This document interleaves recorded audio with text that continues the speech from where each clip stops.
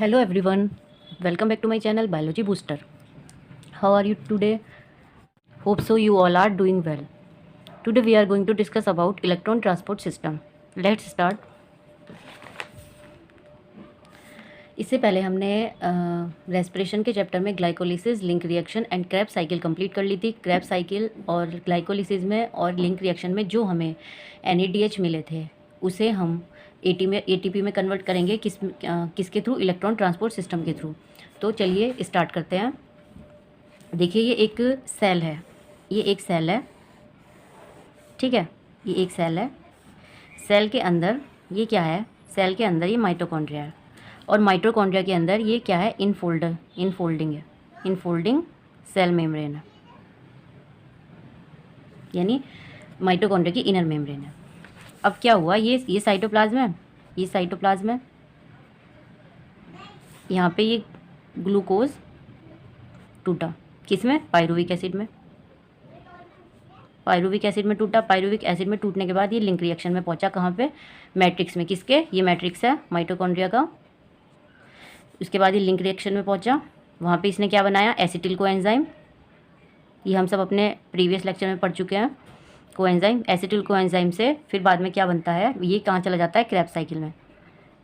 Krebs cycle में चला जाता है और फिर बाद में क्या होता है? हमें ऑक्सैलो एसिटिक एसिड मिल जाता है, जो कि लास्ट प्रोडक्ट है हमारे ग्लूकोज की पूरी साइकिल का। तो यहाँ पर हमें क्या हुए? इन सब में ना हमें यहाँ पे जब ग्लूकोज का हुआ तो हमें यहाँ पे 2 NADH मिले, 2 NADH मिले, 2 ATP मिले।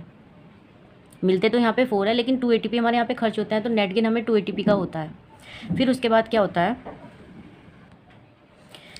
होता है? यहाँ पे लिंक रिएक्शन में भी, लिंक रिएक्शन में हमें NADH मिलता है। क्या मिलता है? NADH। फिर हम क्रेब्स साइकिल इसमें जाते हैं तो यहाँ पे हमें ATP मिलते हैं, NADH मिलते हैं और क्या मिलते हैं? FADH2 मिलते हैं। तो जो हमें डायरेक्ट ATP मिल रहे हैं वो तो डायरेक्ट मिल रहे हैं, लेकिन जो ये हमें NADH मिले हैं इन्हें हमें किस में कन्वर्ट करना है? ATP में। इन्हें हमें इनसे क्या लेना है? ATP लेना है। तो वो ATP हमें कब मिलेंगे? जब हम इसे NADH को इलेक्ट्रॉन ट्रांसपोर्ट सिस्टम में भेज देंगे। इलेक्ट्रॉन ट्रांसपोर्ट सिस्टम में क्या होगा? इनका NADH एंड FADH2 जाएंगे, वहाँ पे क्या होगा? इनका ऑक्सीडेशन होगा और जिसके थ्रू इनसे इलेक्ट्रॉन रिलीज़ होंगे और वो इलेक्ट्रॉन जो रिलीज़ होंगे उन्हें इलेक्ट्रॉन कैरियर्स ले लेंगे और फाइनली उन्हें किसे दे दिया जाएगा? ऑक्सीजन को दे दिया जाएगा। और ऑक्सीजन क्या कर लेगा? उससे ऑक्सीजन उससे वाटर के मॉलिक्यूल बना लेगा, ठीक है। तो देखिए यहाँ पे ये क्या होगा? NADH एंड FADH2 को ऑक्सीडाइज करने के लिए, oxidise to release electron flow through different electron carriers, ठीक है। जो ये इलेक्ट्रॉन कैरियर्स है दे आर अरेंज इंक्रीजिंग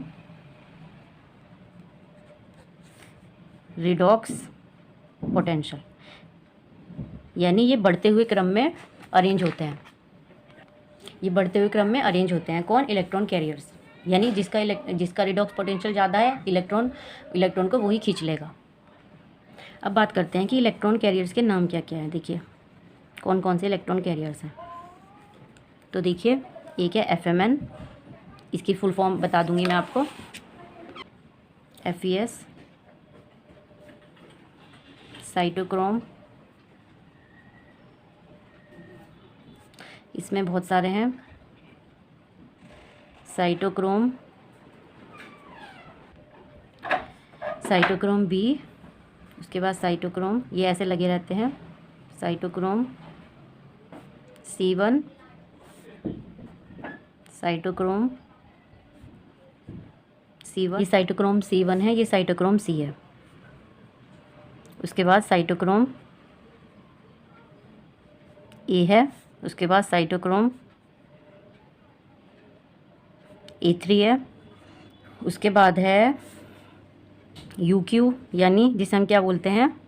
पहला हो गया हमारा FMN, दूसरा हो गया FES, तीसरा हो गया साइटोक्रोम, जिसमें इतने सारे हैं, ये B है, C1 है, C है, साइटोक्रोम A है, साइटोक्रोम, ये मैंने ऐसे लिखे हैं कि ये आपको आगे इलेक्ट्रॉन ट्रांसपोर्ट सिस्टम में इसी सीक्वेंस में देखने को मिलेंगे, तो वहाँ पे ये इसी सीक्वेंस में लग रहा है। उसके बाद UQ है, UQ यानी यूबी क्यूनोन, या फिर इसे कह सकते हैं, या फिर इसे COQ भी लिखते हैं, यानी कोएंजाइम ऑफ क्यू। ठीक है, अब देखिए ये सारे इलेक्ट्रॉन कैरियर्स हैं जो हमें इलेक्ट्रॉन ट्रांसपोर्ट सिस्टम में देखने को मिलेंगे, और ये प्रेजेंट कहाँ होते हैं, ये प्रेजेंट होते हैं जो माइटोकॉन्ड्रियल इनर मेम्ब्रेन है, जो उन फोल्डिंग होते हैं, वो क्या होती है, ETS साइड बोला जाता है उसे, यानी जिन्हें हम क्रस्टी बोलते हैं, तो ये वहीं पे प्रेजेंट होते हैं और वहीं पे इनका इलेक्ट्रॉन ट्रांसपोर्ट सिस्टम चलता है। अब ये सब प्रेजेंट इनके अपने ना एक स्पेसिफिक कॉम्प्लेक्सेस होते हैं। अब हम आगे वो कॉम्प्लेक्सेस लिखते हैं, तो चलिए जहाँ पे ये प्रेजेंट होते हैं वो लिखते हैं। कहाँ पर प्रेजेंट होते हैं ये प्रेजेंट होते हैं कुछ कॉम्प्लेक्सेस पर, या फिर आप इन्हें इनका एक रूम बोल सकते हैं। देखिए ये 5 कॉम्प्लेक्सेस होते हैं। देखिए कॉम्प्लेक्स 1 पे क्या प्रेजेंट है, कॉम्प्लेक्स 1 का क्या नाम है, NADH डिहाइड्रोजिनेज, जिसपे कौन से इलेक्ट्रॉन कैरियर प्रेजेंट है, FMN और FES। कॉम्प्लेक्स 2 की अगर हम बात करें तो उसका नाम है FEDH2 डिहाइड्रोजिनेज या फिर सक्सीनेट डिहाइड्रोजिनेज, जहाँ पर कौन से इलेक्ट्रॉन कैरियर प्रेजेंट है, FES। सेकंड पे कौन से देखने को मिलेगा हमें, FES। ठीक है, कॉम्प्लेक्स 3 की अगर हम बात करें उसका क्या नाम है, देखिए कॉम्प्लेक्स 3 इसका नाम है शॉर्ट में लिख देती हूँ मैं, साइटोक्रोम B और C1 कॉम्प्लेक्स, या फिर मतलब साइटोक्रोम B और C1 कॉम्प्लेक्स, और दूसरा क्या है, साइटोक्रोम C रिडक्टेज। ठीक है, अब यहाँ पर कौन से हमारे इलेक्ट्रॉन कैरियर प्रेजेंट होंगे, देखिए साइटोक्रोम B होगा, साइटोक्रोम B, साइटोक्रोम C और FES। ठीक है, तो ये जो इलेक्ट्रॉन कैरियर है इनके लिए एक स्पेसिफिक जगह बनी होती है, स्पेसिफिक कॉम्प्लेक्सेस होते हैं जहाँ पर ये प्रेजेंट होते हैं। अब बात करते हैं कॉम्प्लेक्स 4 की। कॉम्प्लेक्स 4 जिसका क्या नाम है, जिसका नाम है cytochrome A3, cytochrome C oxidase, ये कॉम्प्लेक्स का नाम है। अगर हम बात करें इलेक्ट्रॉन कैरियर्स की, तो यहाँ पे कौन कौन से प्रेजेंट होते हैं, तो देखिए साइटोक्रोम A, साइटोक्रोम A3 और 2 एटम्स और प्रेजेंट होते हैं इसमें। जब आप डायग्राम देखेंगे तो आपको पूरा क्लियर हो जाएगा, 2 एटम्स ऑफ, क्योंकि डायग्राम में चीज़ें ज़्यादा हमें पता चलती है। अब हम बात करते हैं कॉम्प्लेक्स 5 की। कॉम्प्लेक्स 5 की यहाँ पे क्या, इसका क्या नाम है कॉम्प्लेक्स का, ATP। ये है ATP मशीन, यानी ATP सिंथेटेज, जहाँ पे ATP बनेंगे। ठीक है, कॉम्प्लेक्स 5 क्या है, जहाँ पे ATP बनेंगे, और यहाँ पे इसका इलेक्ट्रॉन कैरियर का नाम क्या है, F0F1, जहाँ पे क्या होगा, ऑक्सीडेटिव फॉस्फोराइलेशन होगा, फॉस्फोराइलेशन। देखिए सबसे पहले आपको ये पता होना चाहिए कि आप ETS पढ़ क्यों रहे हैं। हम ETS इसलिए पढ़ रहे हैं क्योंकि हमें जो NADH है और FADH2 है, इसके अंदर जो जितने भी ATP छिप रहे हैं उन सबको किस में बदलना है, ATP में बदलना है। किस इलेक्ट्रॉन ट्रांसपोर्ट सिस्टम के थ्रू जितने भी NADH और FADH2 मिले हैं उनसे हमें क्या लेना है, ATP लेना है। तो इसके लिए हमें ये पूरा एक सिस्टम पढ़ना पड़ेगा जिसमें ये 5 कॉम्प्लेक्सेज होते हैं, जिसमें से 4 कॉम्प्लेक्सेज पर प्रेजेंट होते हैं कौन, इलेक्ट्रॉन कैरियर्स, जो आगे इलेक्ट्रॉन को बढ़ाते रहते हैं, और फाइनली इलेक्ट्रॉन किससे, ऑक्सीजन से मिलके उसका वाटर मिल जाता है, जिसकी वजह से क्या होता है, जब इलेक्ट्रॉन आएंगे तो वहाँ पे प्रोटॉन ग्रेडियंट बनने लगेगा। जब प्रोटॉन ग्रेडियंट बनेगा तो जो H आयन है वो क्या करेंगे, जो कॉम्प्लेक्स हमारा 5 है उसमें आके उससे हमें क्या मिल जाएगा, जब उसके अंदर आएंगे तो वहाँ पे क्या होगा, ATP के साथ मिलके वो H आयन क्या बना लेंगे, ATP बना लेंगे। तो ये हमें अपने पूरे लेक्चर में यही पढ़ना है कि यहाँ पे NADH और FADH2 का से ATP कैसे बन रहा है। देखिए ये एक माइटोकॉन्ड्रिया है, माइटोकॉन्ड्रिया का मैट्रिक्स है। ठीक है, तो जो मैंने अभी आपको कॉम्प्लेक्सेस नेम बताए ना, वो ये है, complex 1, complex 2, complex 3, complex 4, complex 5। ठीक है। और यहाँ पे इसमें इनके ऊपर क्या प्रेजेंट होता है, इनके ऊपर प्रेजेंट होता है इलेक्ट्रॉन कैरियर्स। तो मान लिया जो NADH2 है, सबसे पहले वो कहाँ पे जाएगा, ए पे जाएगा, मतलब फर्स्ट पे जाएगा।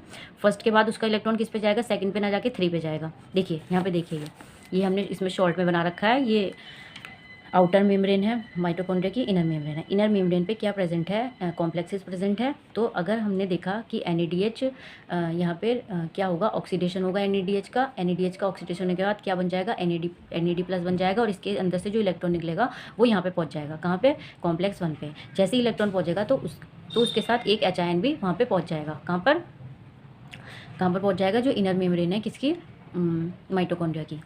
अब ये जो इलेक्ट्रॉन यहाँ आया है, वो सेकंड पे ना जाके सीधा थर्ड पे जाएगा, क्योंकि मैंने बताया था ना आपको इनके स्पेसिफिक नेम है।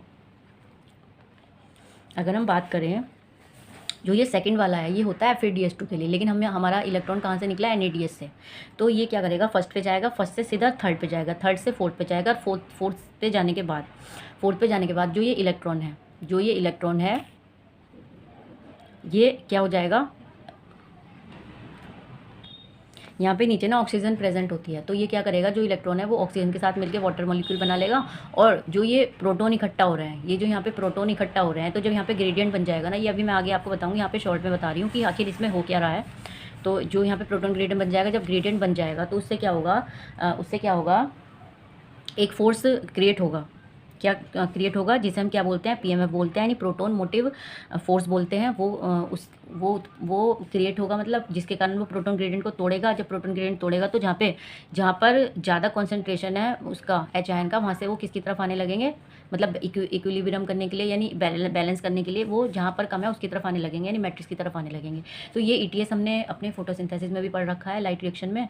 तो अगर आपने वो क्लास देखी होगी तो आपको ईजिली समझ आ जाएगा, क्योंकि वहाँ पे भी इलेक्ट्रॉन कैरियर्स थे और वो इलेक्ट्रॉन को आगे धक्का दे रहे थे। और सेम इसमें भी ये होगा। तो चलिए हम देखते हैं। देखिए यहाँ पे देखिए, ये माइटोकॉन्ड्रियल आउटर लेयर है, ये इनर मेम्ब्रेन है, ठीक है। यहाँ पे ये कॉम्प्लेक्सेस प्रेजेंट है और इनके ऊपर ये कौन से इलेक्ट्रॉन कैरियर आएंगे यहाँ पे, और ये कन्वर्ट मतलब आगे चलते रहेंगे। जो जिसका रिडॉक्स पोटेंशियल ज़्यादा होगा वो इलेक्ट्रॉन को खींच लेगा, यानी ये इंक्रीज है अपने बढ़ते हुए क्रम में, जो कि हमने पढ़ा है। देखिए ये आउटर मेम्ब्रेन है किसकी, माइटोकॉन्ड्रियल, ये इनर मेम्ब्रेन है। ये इनर मतलब इंटरमीडिएट, यानी जो बीच की मेम्ब्रेन होती है, जिसे हम पेरिफेरल स्पेस भी बोलते हैं। और ये है इनर मेम्ब्रेन है किसकी, माइटोकॉन्ड्रिया की, ठीक है। ये क्या है, नीचे यहाँ पे मैट्रिक्स है। देखिए आपको इलेक्ट्रॉन सिस्टम समझने के लिए आपको ये डायग्राम समझना पड़ेगा, ठीक है।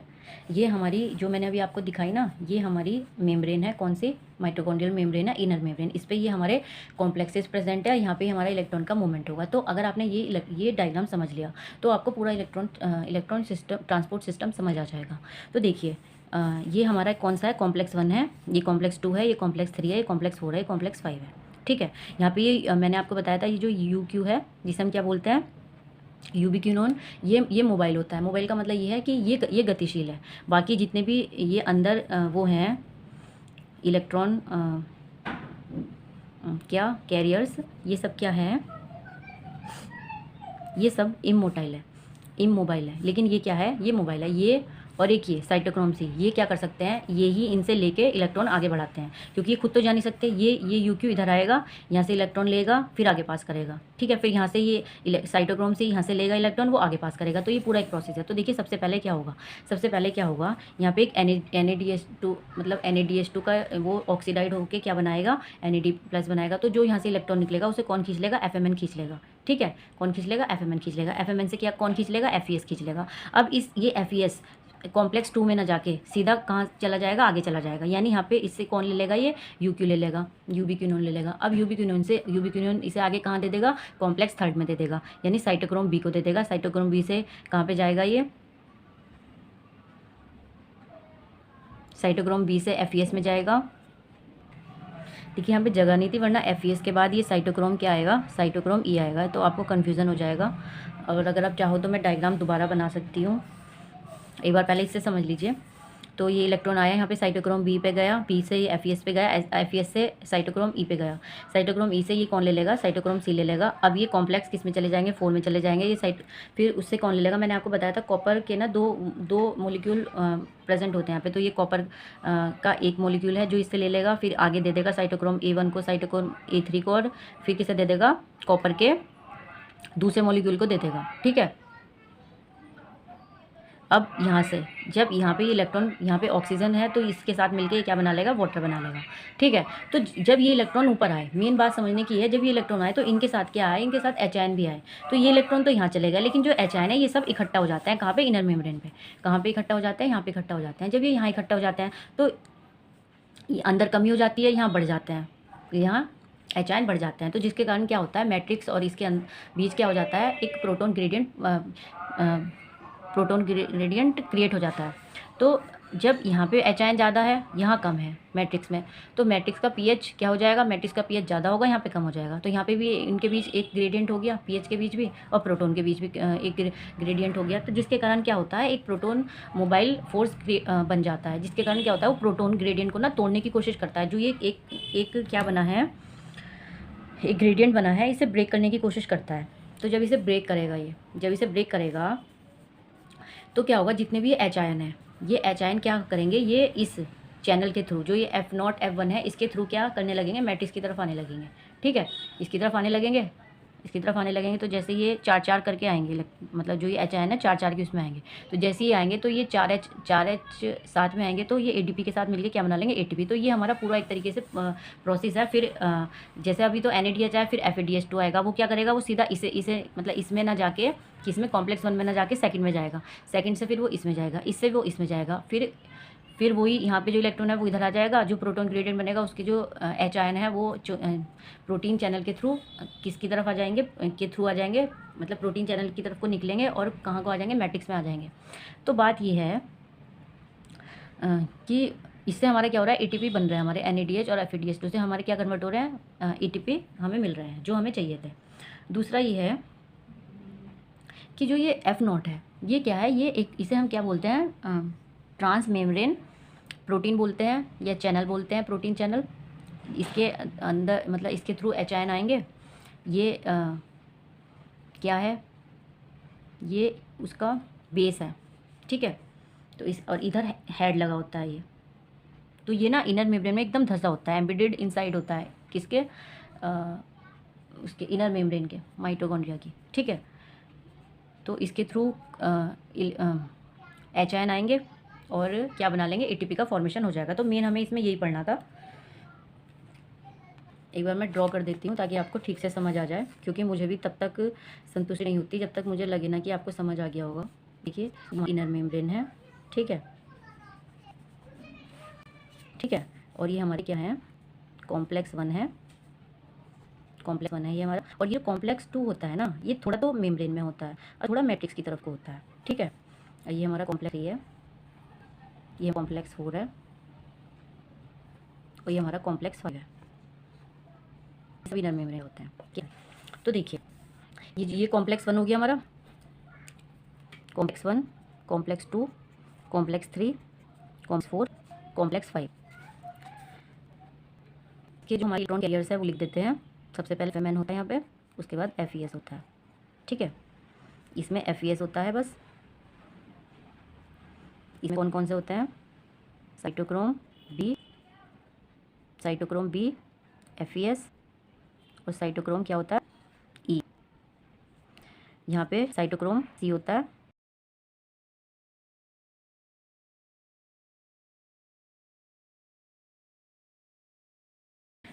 कॉम्प्लेक्स 4 में जो इलेक्ट्रॉन कैरियर्स है वो है, देखिए यहाँ पे ये कॉपर का एक वो है मोलिक्यूल, यानी हम इसका नाम A रख देते हैं। उसके बाद साइटोक्रोम A1, साइटोक्रोम A3, उसके बाद साइटोक्रोम का दूसरा मोलिक्यूल है यहाँ पे। ठीक है, और यहाँ पे फिर यहाँ पे क्या रहती है, ऑक्सीजन प्रेजेंट रहती है। ठीक है, तो हुआ क्या, देखिए यहाँ पे बीच में यूबिक्विनोन है, ये मैंने आपको बताया था मोबाइल है, और ये भी मोबाइल है, यानी ये लोग ये क्या कर सकते हैं, ये घूम सकते हैं इधर उधर।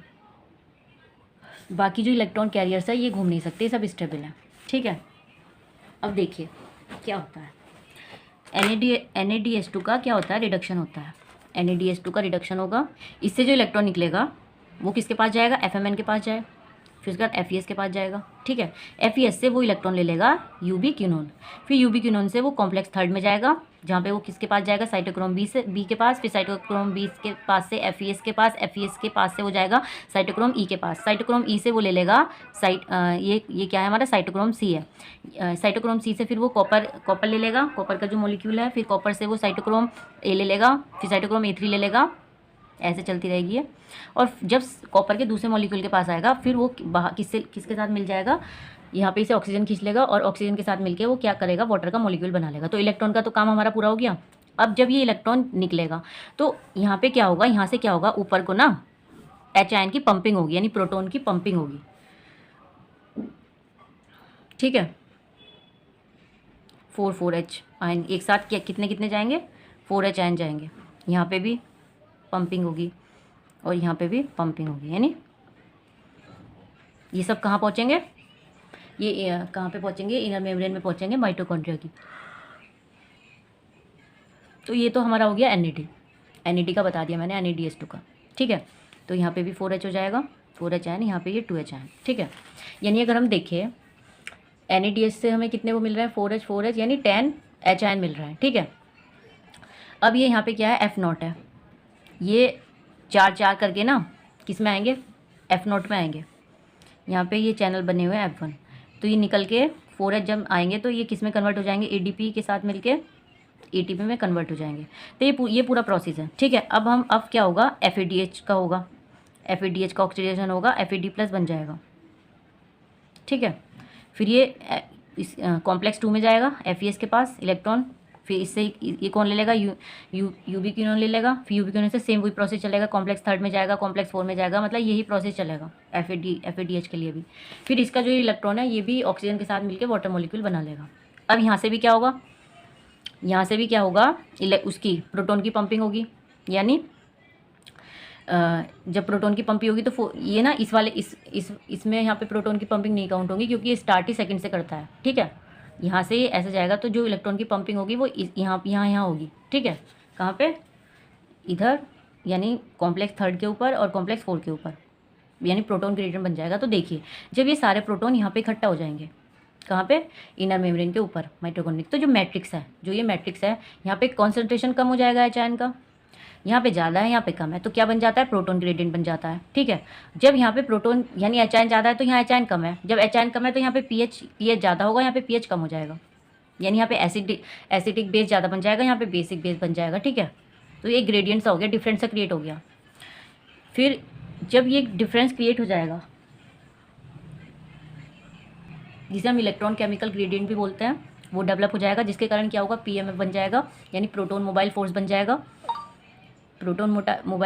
जाएगा, जिसके प्रोटॉन मोटिव फोर्स बन जाएगा, जो इस ग्रेडियंट को तोड़ने की कोशिश करेगा, यानी जो ये डिफरेंस हुआ है उसे बराबर करने की कोशिश करेगा, जिससे ये प्रोटॉन ग्रेडियंट टूटेगा। अब ये जैसे ये तब टूटेंगे, ये किसकी तरफ आने लगेंगे, मैट्रिक्स की तरफ आने लगेंगे, यानी ये यहाँ पे चैनल बने हुए हैं प्रोटीन के, इसके थ्रू ये मैट्रिक्स में आ जाएंगे और ATP बन जाएंगे। तो ये हमारा एक प्रोसेस था पूरा, आई होप सो आपको समझ आया हो।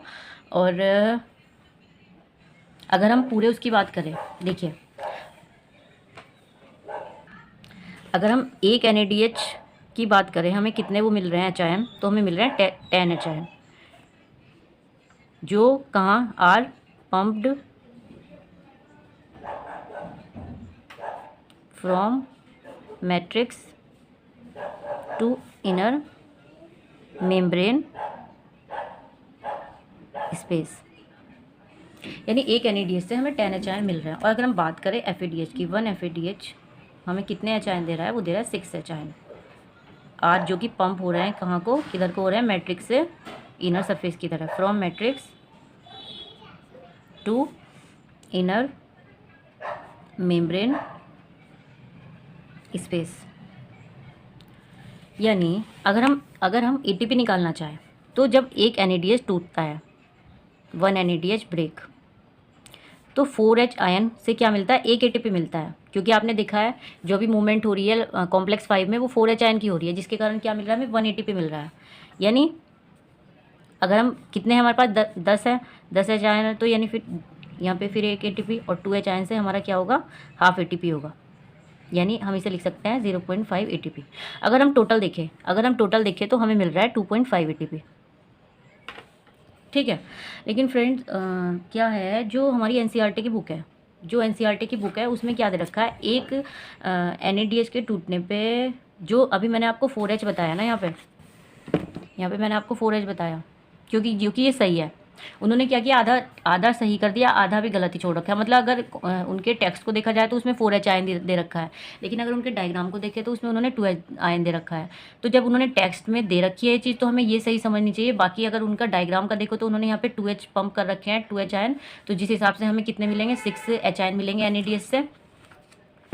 जब हमें NADH से 6H आयन मिलेंगे तो हमने जहाँ पे 4H आयन आपको ATP का दिखाया है कि एक, तो उन्होंने 2H दे रखा है। ठीक है, आप ना 4H समझ के ही पढ़िए, क्योंकि अगर आप NCERT से पढ़ रहे हैं, NCERT की बात ही मतलब आगे ज़्यादा मानी जाती है, लेकिन यह कई बार NCERT भी गलत होती है, लेकिन सही यही वाला है। 4H आयन से हमें एक ATP मिलता है।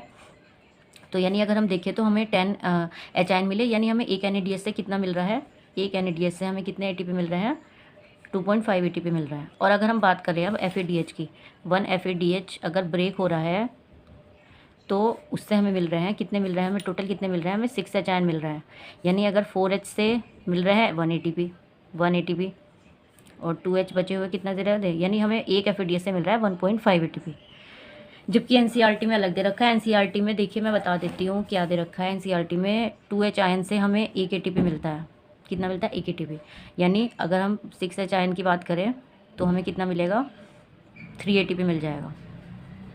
यानी अगर हम NCERT की बात करते हैं तो एक FADH से हमें क्या मिल रहा है, एक FADH से हमें 3 ATP मिल रहे हैं, और एक NADH से हमें कितने मिल रहे हैं।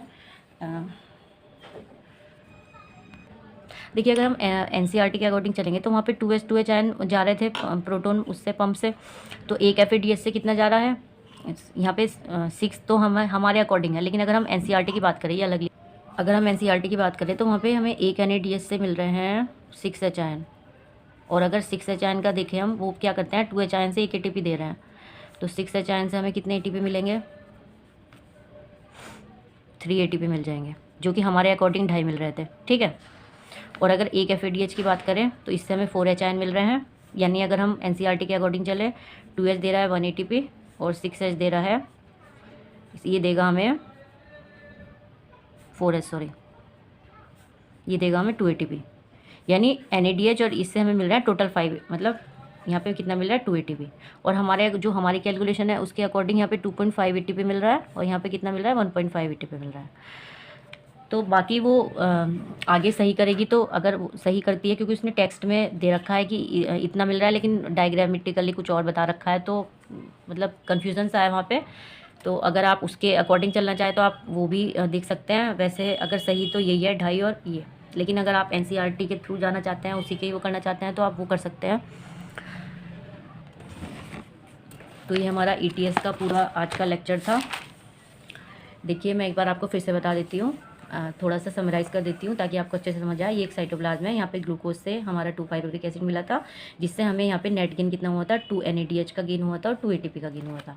कहाँ पे, ग्लूकोज से, जब पायरुविक एसिड बना था। फिर पायरुविक एसिड किस में चला जाता है, मैट्रिक्स में चला जाता है, यानी लिंक रिएक्शन में चला जाता है, जिससे 2 एसिटाइल कोएंजाइम बनता है और फिर क्रेब साइकिल बनता है। तो यहाँ पे हमें लिंक रिएक्शन में हमें ATP तो नहीं मिलता, लेकिन NADH मिल जाता है, और क्रेब साइकिल में हमें ATP भी मिलता है और FADH2 भी मिलते हैं। उसके बाद क्या होता है, हमें NADH और FADH को हमें किस में कन्वर्ट करना पड़ता है, ATP में। उसके लिए हमें उन्हें इलेक्ट्रॉन ट्रांसपोर्ट सिस्टम में ले जाना पड़ेगा। इलेक्ट्रॉन ट्रांसपोर्ट सिस्टम में जाके उनका ऑक्सीडेशन होता है, उनसे इलेक्ट्रॉन निकलता है, जिसके कारण प्रोटॉन ग्रेडियंट बनता है। प्रोटॉन ग्रेडियंट बनने के कारण जो H आयन है वो प्रोटॉन में, मतलब वो ATP में कन्वर्ट हो जाते हैं, प्रोटीन चैनल में आके, F0 चैनल में आके, F0 F1 चैनल में आके, जिससे हमें जो हमारे NADH है और FADH है वो टूट के किस में कन्वर्ट हो जाता है, ATP में। तो ये हमारा पूरा प्रोसेस था, जिसमें हमें इलेक्ट्रॉन कैरियर्स देखने को मिले और कॉम्प्लेक्सेस देखने को मिले। और हमें ये पता चला कि अगर एक NADH टूटता है तो हमें कितने ATP मिलते हैं अकॉर्डिंग टू अस, मतलब अकॉर्डिंग टू मी 2.5 ATP मिलेंगे, लेकिन अकॉर्डिंग टू NCERT 3 ATP मिल रहे हैं। और FADH की बात करें, एक FADH के टूटने पर अकॉर्डिंग टू मी, यानी जो मैंने अपने टीचर से अपने उससे पढ़ा है, उनके अकॉर्डिंग जो सही है वो है एक FADH से 1.5 ATP मिल रहा है, लेकिन अकॉर्डिंग टू NCERT डायग्राम वो मिल रहा है 2 ATP मिल रहा है एक FADH के टूटने पे। तो अगर हम NCERT देखें तो एक NADH के टूटने पर 3 ATP और एक FADH के टूटने पर 2 ATP मिल रहा है। तो वो आपका अपना वो है, जहाँ पे आप देखिए मेरे हिसाब से जो सही था वो मैंने आपको बता दिया। आगे NCERT में चेंज होगा, और होगा ही वो, क्योंकि उन्होंने टेक्स्ट में चेंज कर रखा है, लेकिन वो उसमें डायग्राम में चेंज करना भूल गए हैं। तो आई होप सो आपको भी अकॉर्डिंग टू टेक्स्ट जाना चाहिए, उनके टेक्स्ट में वही है जो मैंने आपको बताया है। और बाकी आपको क्लास अगर सही लगी हो तो प्लीज़ क्लास को लाइक करें। आगे हमारा एक टॉपिक रह जाएगा इसमें रेस्पिरेशन में, वो हो जाएगा रेस्पिरेटरी बैलेंसिंग शीट और रेस्पिरेटरी क्वेश्चन रह जाएगा। तो वो मैं अब नेक्स्ट क्लास में लेके आऊँगी, और प्लीज़ वीडियो को लाइक करें। Thank you so much.